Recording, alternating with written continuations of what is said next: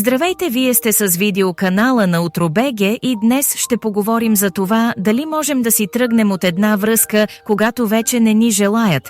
Отстрани може и да изглежда лесно, но се оказва, че понякога това е трудно да се направи. Все нещо ни задържа и продължаваме да страдаме. Защо това се случва? И така. Намерете смелостта да си тръгнете, когато не ви дават основание да останете. Пауло Коелю пише, че ако имаш смелостта да кажеш довиждане, животът със сигурност ще те възнагради с ново здравей.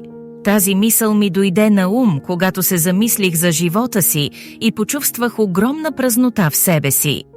Бях толкова зле, толкова наранена и толкова дълго, че бях загубила надежда да видя светлина в края на тунела. Опитах се да стигна до дъното на въпроса защо се държах толкова силно за една любов, която ме правеше нещастна. Отчаяно исках човекът, когото обичах, да се промени, слънцето да изгрее отново и облаците да се разпръснат. Истината беше, че просто се страхувах да го пусна. Ужасявах се, че никога повече няма да срещна човек като него.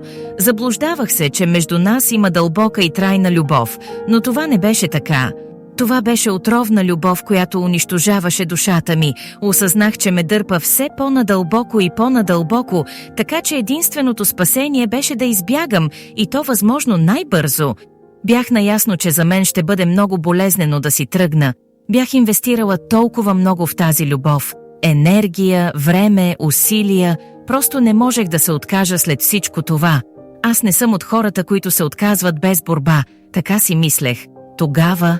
Но не можех да остана повече с него. Взех решение да се изправя срещу всичките си страхове, които парализираха волята ми. Взех решението да живея без него. И това не беше толкова страшно.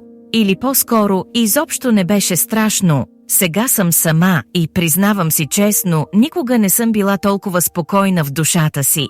Намерих мир и хармония в себе си. Ако чувствате, че нищо не ви задържа в една връзка, напуснете я.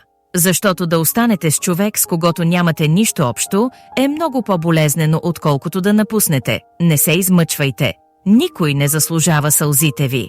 Намерете смелостта, от която се нуждаете в такива моменти. Знам как се чувствате, знам колко боли. Но продължете. Продължавайте напред в живота и не се обръщайте назад. Доверете се на интуицията си. Тя отдавна ви подсказва това решение, нали? Намерете смелост да започнете живота си от начало. Намерете нови цели.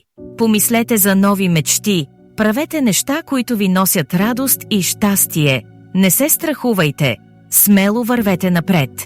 Трябва да излезете от тази токсична връзка, за да намерите отново себе си. И повярвайте ми, накрая ще си заслужава. Когато се отървете от всичко токсично в живота си, ще намерите отново пълнотата. Не се страхувайте и не се обръщайте назад, щастието е пред вас. А вие какво мислите за тази тема? Случвало ли се е това с вас? Минали ли сте през подобна връзка?